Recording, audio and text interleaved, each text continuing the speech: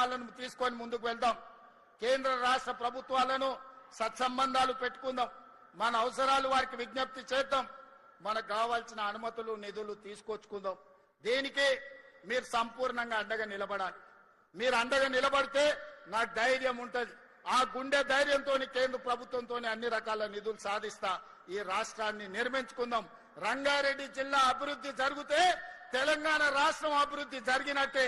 ఇవాళ 60% ఆదాయం ఈ జిల్లా నుంచి వస్తుంది. ఇక్కడ సంపాదించింది రాష్ట్ర నలుమూలల రైతాంగానికి, దళితులకు, గిరిజనులకు, ఆదివాసులకు, బలహీన వర్గాలకు అందరికీ ఈ రోజు సంక్షేమ పథకాలను అమలు చేస్తున్నాం.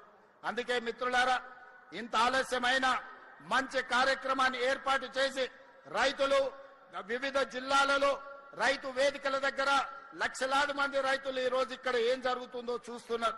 రాష్ట్ర నలుమూలలు ఉండే రైతాంగానికి నేను విజ్ఞప్తి చేస్తున్నా, ఒడ్లు పండించుడు ఒక్కటే కాదు, కూరగాయలు పండించండి, పండ్లు పండించండి, పాలకూర పండించండి, కొత్తిమీర, మెద్దం కూర పండించండి.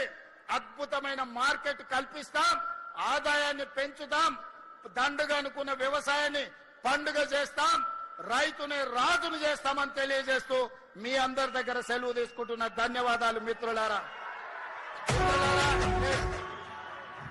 నేను ఒక స్లోగన్ ఇస్తా, మీరు అందరు వినండి.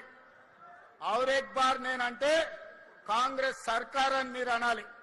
నేను కాంగ్రెస్ సర్కార్ అంటే ఔర్ ఏక్ బార్ అని మీరు అనాలి. రెడీనా? రెడీనా? రెడీనా? రెడీనా? రెడీ అన్నోళ్ళందరూ చేయి పైకెత్తండి. ఔర్ ఏక్ బార్, గట్టిగా ఔర్ ఏక్ బార్, ఔర్ ఏక్ బార్, ఔర్ ఏక్ బార్, ఔర్ ఏక్ బార్, ఔర్ ఏక్ బార్. కాంగ్రెస్ సర్కార్, కాంగ్రెస్ సర్కార్, కాంగ్రెస్ సర్కార్. ధన్యవాదాలు సోదరులారా.